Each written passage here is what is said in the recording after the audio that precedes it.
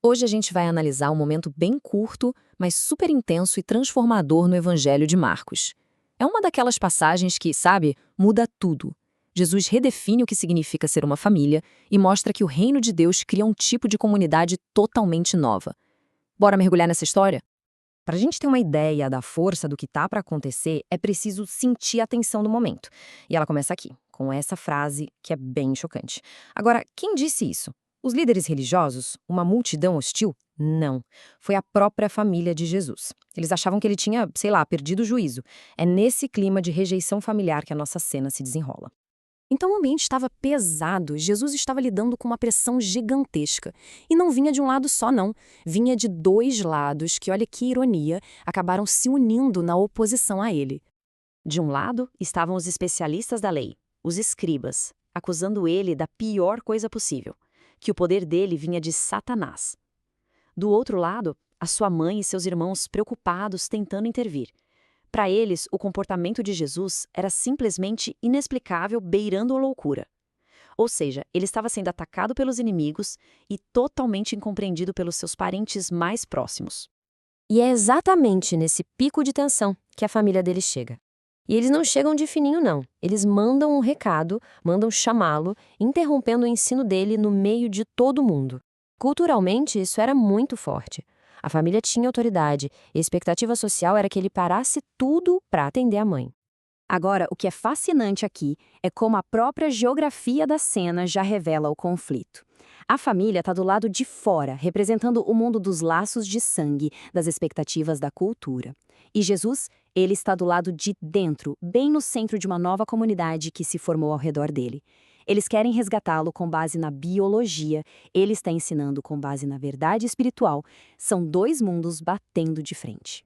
Aí a multidão avisa: olha, sua família está lá fora te procurando. Todo mundo ali devia estar esperando que ele se levantasse e fosse atender, né? Mas a resposta de Jesus não é uma ação, é uma pergunta. Uma pergunta que vai abalar as estruturas de todo mundo que estava ali. Imagina o silêncio que ficou na sala.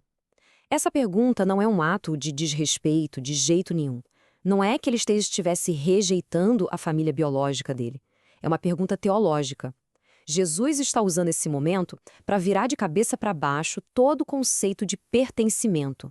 Ele está prestes a redefinir as regras de quem realmente faz parte do seu círculo mais próximo.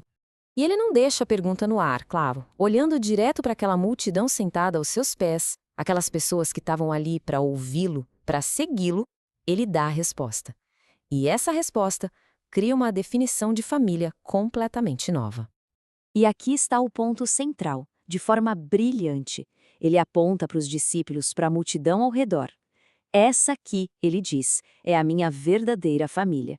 O critério não é mais o sangue que corre nas veias, mas sim a resposta do coração de cada um à vontade de Deus. Então, o ponto crucial é esse. A família de Deus é uma comunidade radicalmente nova. Não se entra nela por nascimento, por herança ou só por estar fisicamente perto. A porta de entrada é uma só: a obediência ativa, na prática, à vontade de Deus. Isso aqui representa uma mudança sísmica na história da fé. No Antigo Testamento, a identidade do povo de Deus era definida principalmente pela descendência, por ser da linhagem de Abraão. Agora, Jesus declara que o que define o povo de Deus é a fé que leva à obediência. A herança dá lugar à ação. Certo, mas o que essa história de 2000 anos atrás tem a ver com a gente hoje? É que essa redefinição de família nos confronta diretamente na nossa própria forma de entender a fé e o pertencimento. Vamos ver como isso se aplica de forma bem direta na nossa vida? Esse texto nos deixa com três verdades bem claras, bem diretas. Primeira, crescer numa família religiosa ou só seguir tradições não garante nada. Segunda, ter uma herança cristã é irrelevante se não existir uma obediência pessoal e ativa. E terceira, estar perto do ambiente da igreja, frequentar os lugares, ser amigo de pessoas de fé, isso por si só não cria um relacionamento de verdade com Deus. Proximidade não é a mesma coisa que submissão. No fim das contas, a pergunta que Jesus faz ecoa até hoje. Ele nos força a reavaliar os nossos critérios. A pergunta que define se alguém pertence ou não à família dele não é cultural ou social. É uma pergunta profundamente pessoal e prática. Existe uma vida de obediência à vontade de Deus?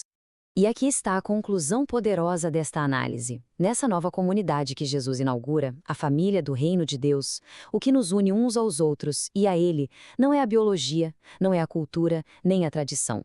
O vínculo que cria essa nova família é a obediência que todos compartilham à vontade do Pai.